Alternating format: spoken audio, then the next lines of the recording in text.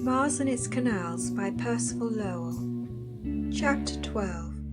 Terraquaciousness and Terrestriality.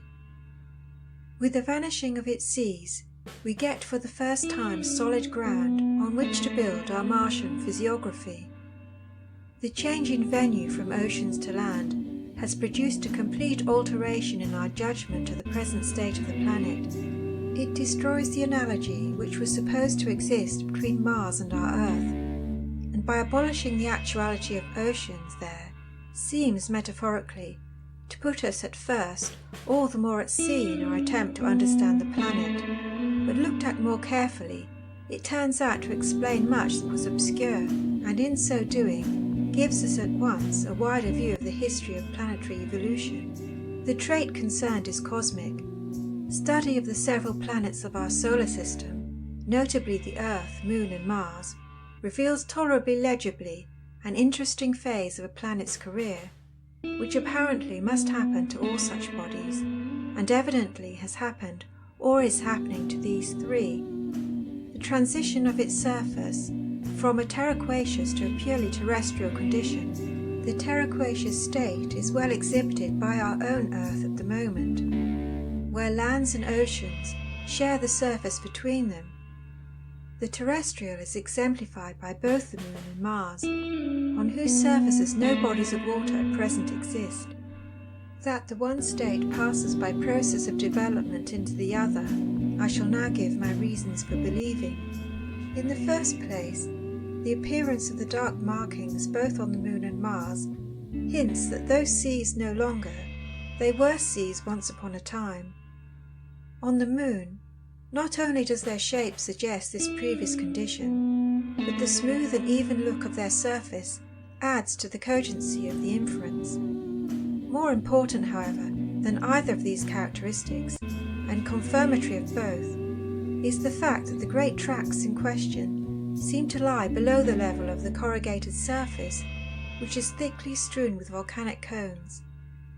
Their level and their levelness feign explanation into one another. The first makes possible the former presence of water, the second speaks of its effect, for their flat character hints that these areas were held down at the time when the other parts of the surface were being violently thrown up. That they can themselves be cooled lava flows, their extent and position seem enough to negative, to say nothing of the fact that they should in that case lie above, not below, the general level.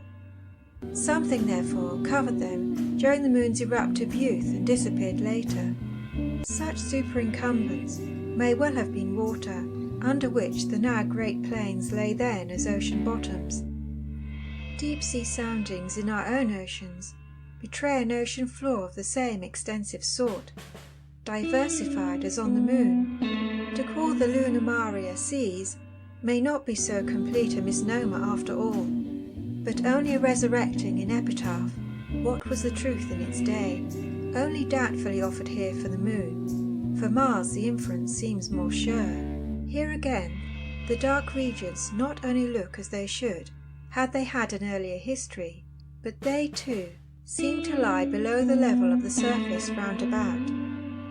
When they pass over the terminator, they invariably show as flattenings upon it, as if a slice of the surface had been pared off. Such profile in such pass is what ground at a lower level would present. Undoubtedly, a part of the seeming depression is due to relative absence of iridation, consequent upon a more sombre tint, but loss of light hardly seems capable of the whole effect. In the case of Mars, then, as with the Moon, a mistaken inference builded better than it knew, if indeed we should rightly consider an inference to be mistaken, which on half data lands us at the right door. From the aspects of the dark regions, we are led, then, to regard Mars as having passed through that stage of existence in which the Earth finds itself at the moment, the stage at which oceans and seas form a feature of its landscape, and an impediment to subjugation of its surface in its entirety. What once were ocean beds have become ocean bottoms, devoid of that which originally filled them. That the process of parting with a watery envelope is an inevitable concomitant of the evolution of a planet from chaos to world. We do not have to go so far afield as Mars and the Moon for testimony. Scrutiny reveals as much in the history of our own globe. Two signposts of the past, one geologic, the other paleontologic, point unmistakably in this direction. The geologic guides us the more directly to the goal. Study of the Earth's surface reveals the preponderating encroachment of the land upon the sea since both began to be, and demonstrates that, except for local losses, the oceans have been contracting in size from archaic times. So much is evidenced by the successive places upon which marine beds have been laid down. This suggests itself at once as a theoretic probability to one considering the matter from a cosmic standpoint, and it is therefore the more interesting and conclusive that from an entirely different departure point, it should have been one of the pet propositions of the late Professor Dana, who worked out conclusively the problem for North America and published charts detailing the progressive making of that continent.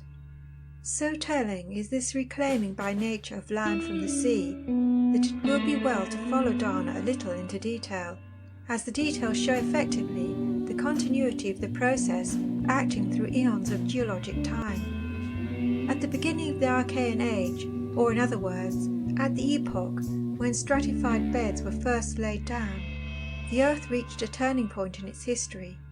Erosion, superficial and subaerial, then set in to help restrict the domain of the sea. At this juncture, North America consisted of a sickle of terrain enclosing Hudson's Bay and coming down at its apex to a point not much removed from where Ottawa now stands, in about latitude 45 degrees, a Labradorian North America only. This, the kernel of the future continent, curiously symbolized the form that continent was later to take, for its eastern edge was roughly parallel to the present Atlantic coastline, although much within and to the north of it, while its western one was similarly aligned afar off to the now Pacific slope.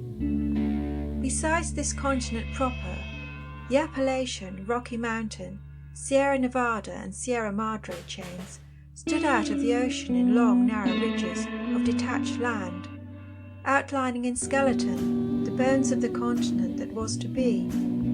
The Black Hills of Dakota and other highlands made here and there islets in the sea, much the same backbone showing of continents yet to be filled out, was true of Europe, Asia and South America.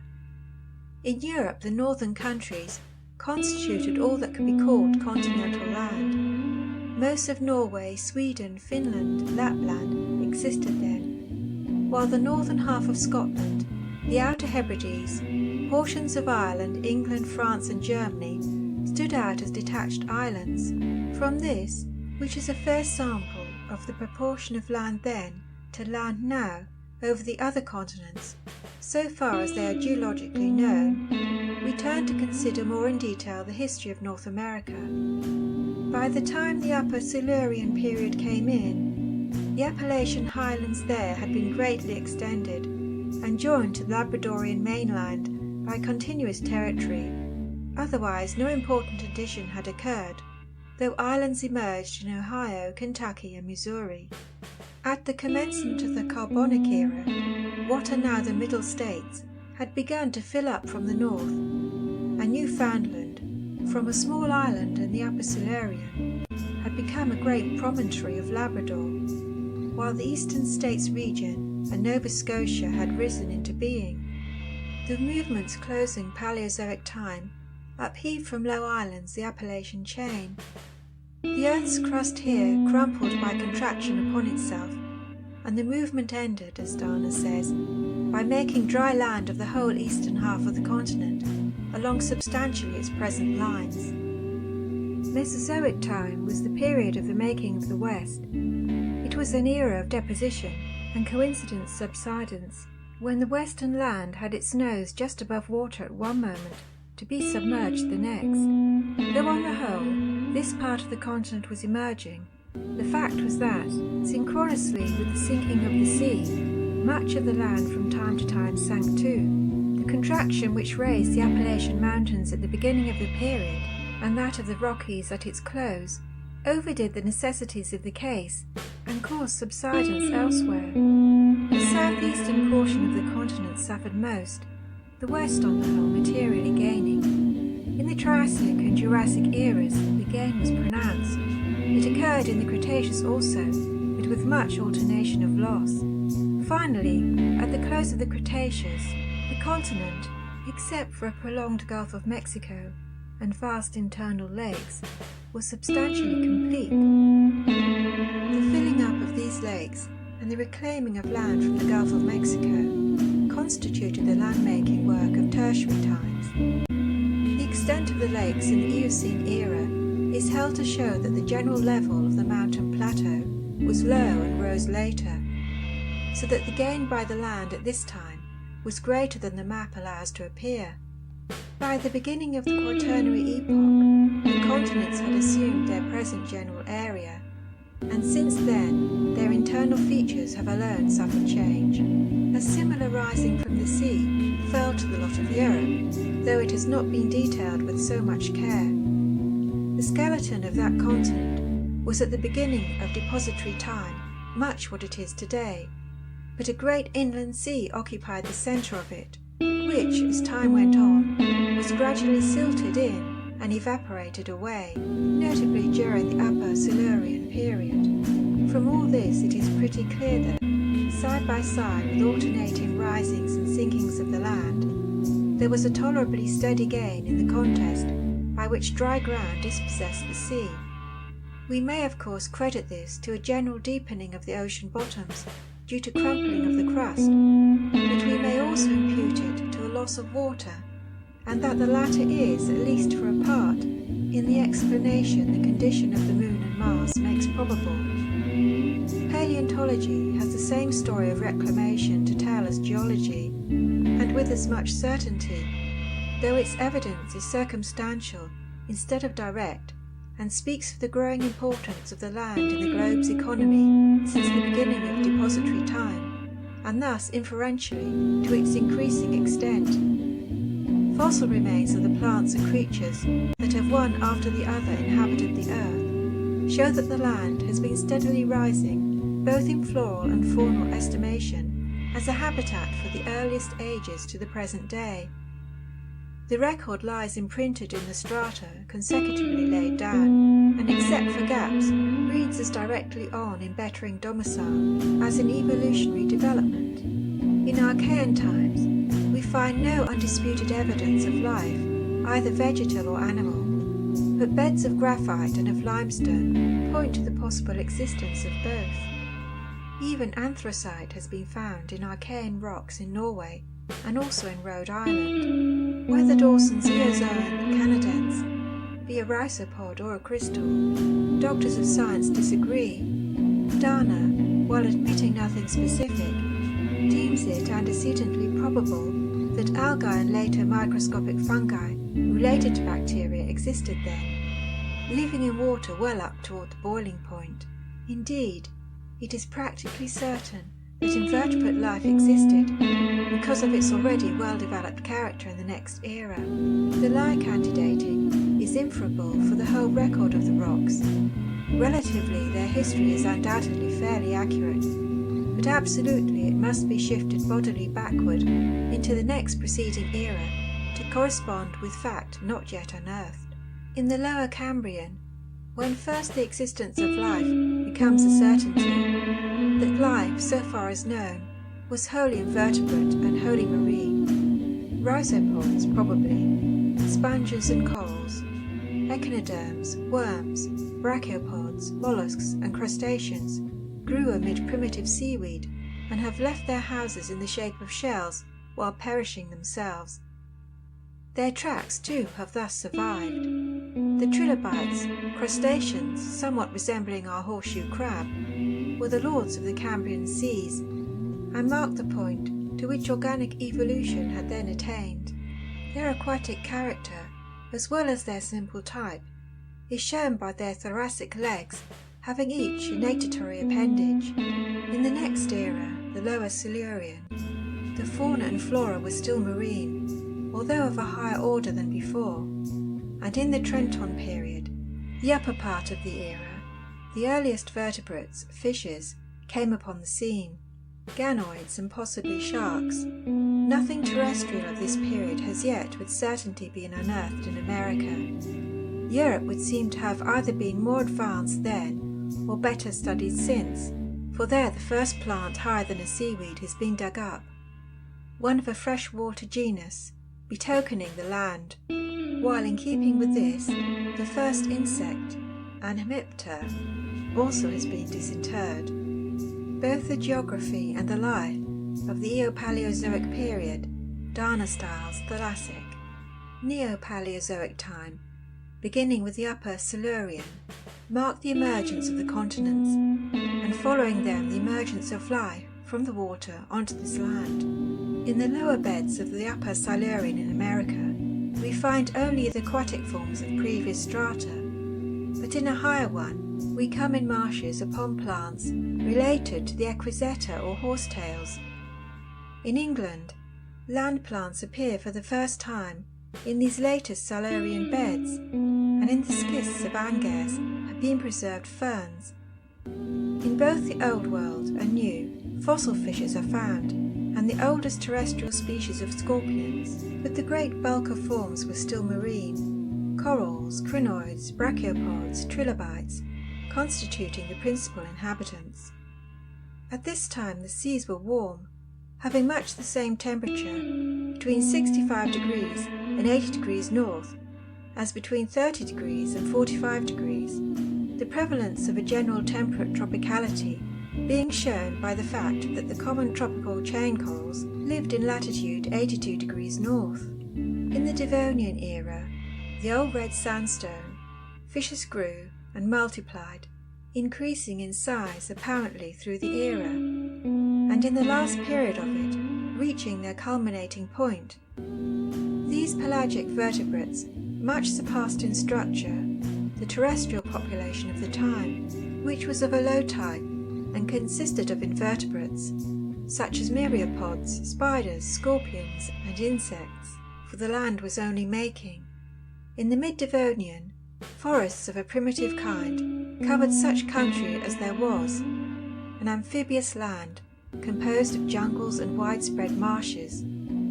Tree ferns made the bulk of the vegetation, but among them grew also cycads and yews. Mammoth mayflies flitted through the gloom of these old forests, but no vertebrate as yet had left the sea. Following upon the old red sandstone were laid down the carbonic strata, and with the carbonic entered upon the scene the advanced scouts of an army of progress, evolutionarily impelled to spy out the land, the first amphibians. They made their debut in the sub-Carboniferous section of the era, the oldest of the three periods into which the carbonic is divided, crawling out of the sea to return again, and leaving but footprints at first on the sands of time. In the second period, the coal measures proper, they ventured so far as to leave their skeletons on terra firma, or rather infirma, while their tracks there show them to have been now in great numbers. In this manner the ancestors of the oldest land inhabitants began to struggle out of the sea. In the Permian, the third and latest period of Paleozoic times, we find their descendants established in their new habitat, for in it we come upon the first reptiles. Such possession marks a distinct set-up in function, as in fact, for while amphibians visited dry land, reptiles made it their home. The getting out of the water had now, in the case of the more evolved forms, become an accomplished fact. The reptiles were indeed the lowest and most generalized of their class, rhynchocephalians, beak-headed species that by their teeth proclaim their marine origin and their relationship to the great amphibians that still felt undecided where to stay. Meanwhile, in Europe, dragonflies 2 feet across possessed the air, while amphibians there, as here, ancestrally preceded reptiles in occupying the land. Mesozoic times were, par excellence, the age of monsters. For the Triassic, the new red sandstone, Jurassic and Cretaceous eras marked the reign of the reptiles. Great dinosaurs sleep still in the Triassic strata of the Atlantic border and in the Jurassic of the western states, to be unearthed from time to time and given more celia in our museums. Gigantic they were, and very literally possessed the earth. In Europe, they were substantially as in America during these Mesozoic eras, and showed their dominance by long survival in time as well as worldwide distribution in space, for they lived all the way from Kansas to New Zealand, and from the Trias to the Upper Cretaceous. It is supposed by Professor Osborn that many of them, like the herbivorous Brontosaurus, waded in marshes, not wholly unlike in habit to the modern hippopotamus. Others were land-stalking carnivores, like the megalosaurs of a little later date, of enormous size. The largest exceeded any animal which has ever lived, the whales alone excepted. The biggest, the Atlantosaurus and the Brontosaurus, reached a length of 60 feet.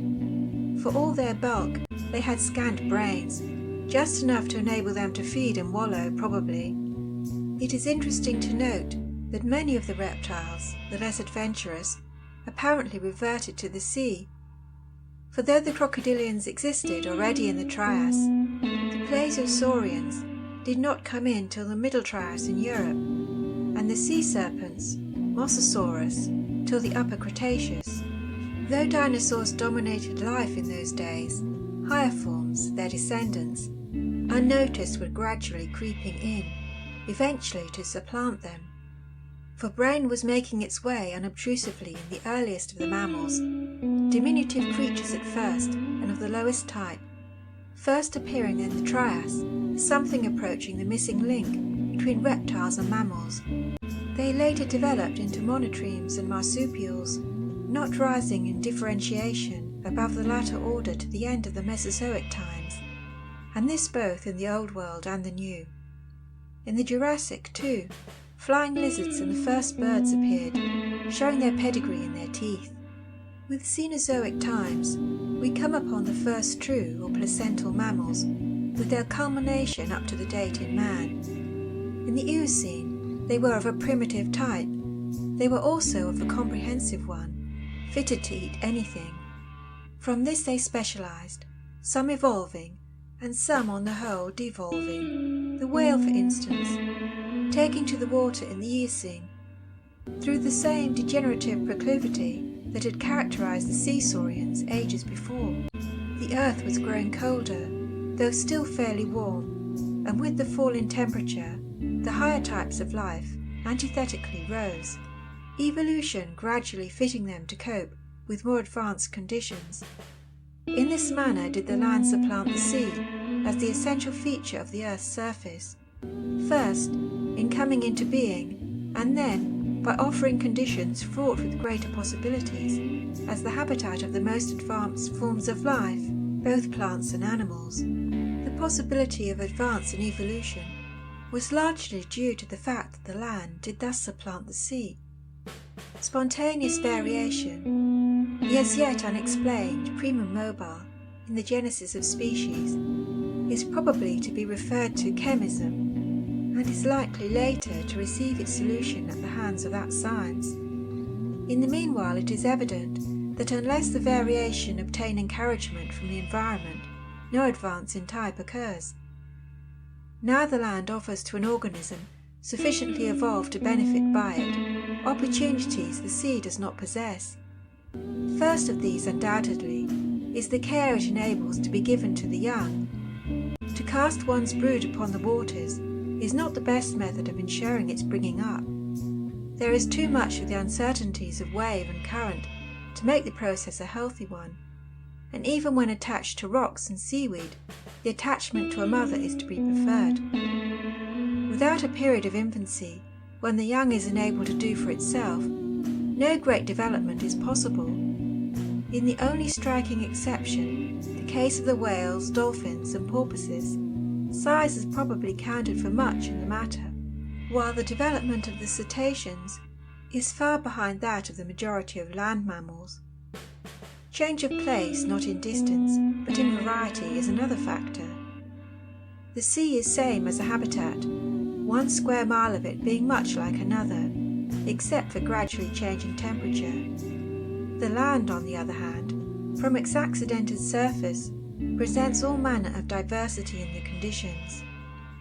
And the more varied the conditions to which the organism is exposed, the greater its own complexity must be to enable it to meet them.